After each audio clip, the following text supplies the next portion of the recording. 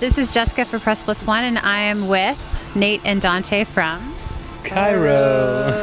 How's it going, guys? Going very well. Pretty decent. Just finished our CMW show.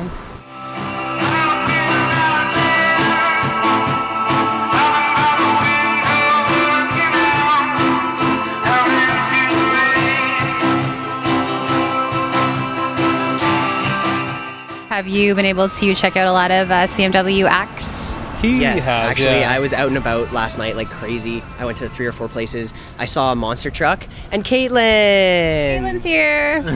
I saw a monster truck at the Horseshoe and literally one of the best shows I've been to in a very long time. They are an incredible band. So Nice. Very, very, very good band. Nice. Have you guys been able to check out any bands or just been focusing on?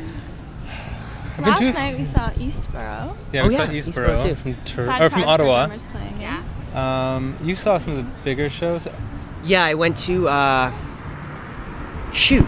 I completely forgot the name.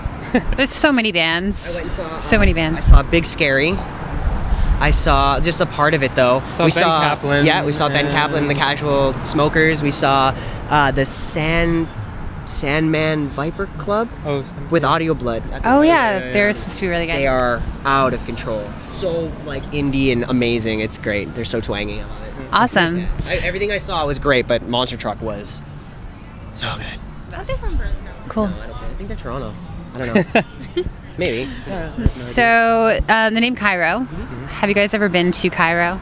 No. Love to go to Egypt. Oh my gosh. Ever We'll since have I was so little. We need to debut go. album party there or something. Yeah. I don't know. Can you tell In us- the desert. In the desert, yeah. That'd be good. Going them now. Can you tell us how the name came about?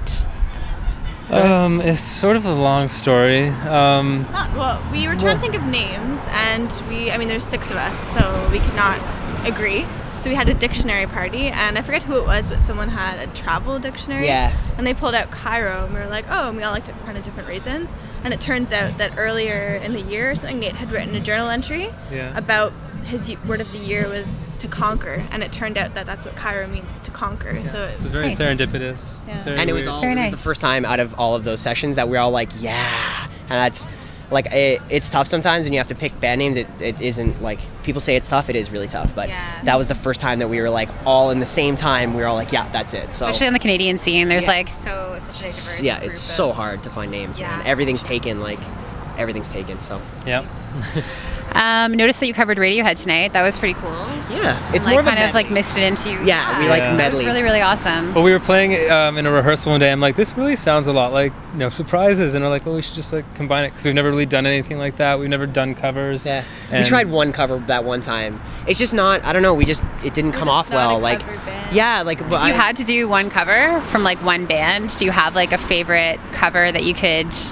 Mine would be, probably Radiohead. There. If I Or could the do Oh, it, Radiohead. Radiohead, I will. if I could do it right, I would do "Tuna in the Brine" by Silverchair. That'd be tough. Oh, Silverchair. Nice. Yeah. Have they been like an influence on your songwriting at all, or your yeah. major I influences? used to blare Silverchair in my car growing up. Radiohead, Patrick Watson, Sigur Rós, like a lot of ambient shit. But then I also listened to artists kind of like.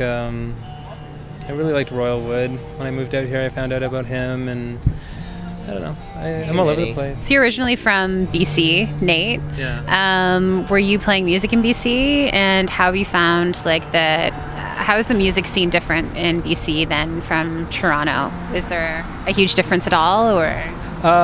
Maybe in the feeling and textures and the kind of music that's played. The thing is that the music scene there, the scene in general there closes a lot earlier. So I think more bands are drawn to the east and sort of central coast for music.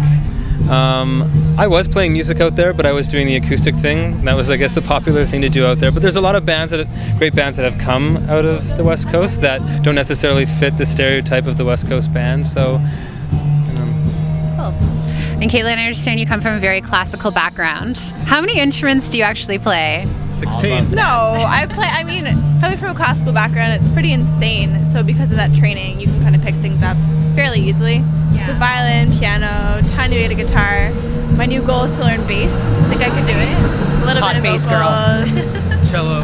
Clarinet, forced in high school.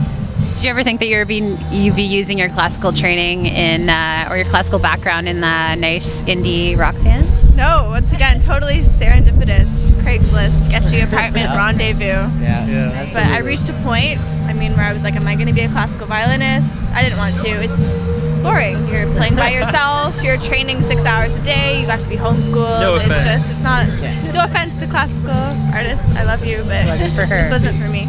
Has anyone been a major influence on your musical background, or do you have like a classical? Favorite classical artist? Yeah. I have two. There's a Canadian named James Ennis, who's amazing, and a Russian violinist named Maxim Vengrov. Oh, nice. What does he play? What does he play, or where? What? Violin, classical violin. And then in terms of other violinists, I guess Ashley McIsaac is awesome, great guy. Very good. Sandy McIntyre, Natalie McMaster. So a lot of influences. And Dante, I understand you were from media before, you were into media before the band. If you weren't in music right now, what would you be doing? I don't really know, because like the media stuff that I did came about because of music and friends that I met through music and just kind of being pushed into it. I don't know if I would be focusing on media. It was really fun, but it's almost more of a cutthroat business than music is. If I wasn't playing music, I would still be working in entertainment, whether like putting on shows or tour management or booking tours. Like this is Music related. Yeah, this is where I belong. So it just so happens that I keep playing and things keep going well. So Awesome. I really don't go forward anymore. This is it. Yeah. There's no plan B. One last question for each of you. What's the most surprising thing on your iPod, Nate? You start. Oh man. The most surprising It's artist. most surprising for me because nobody would think that this would be on my playlist is Bone Thugs and Harmony. Yeah, I was gonna say.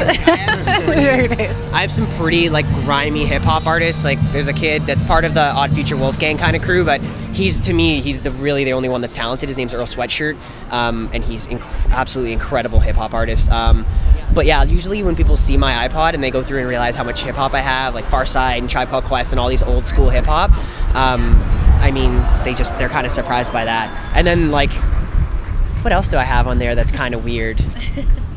Actually, there's not really that much that's that weird. Some like screamo stuff, like Every Time I Die and He Is Legend and stuff, but that's that's really it. Caitlin? No screamo. No? I don't know. I do have some old rap. I remember the first day I ever bought was Jay-Z. Like, Can I Get It? I was like 12. So definitely like that. Yeah. And my favorite group right now is Young the Giant. That's probably not surprising. They're awesome. So. We're so boring. Yeah. I just named like all like. Hey, Spice Girls. Spice Girls. I have the Titanic soundtrack. Rob Zombie.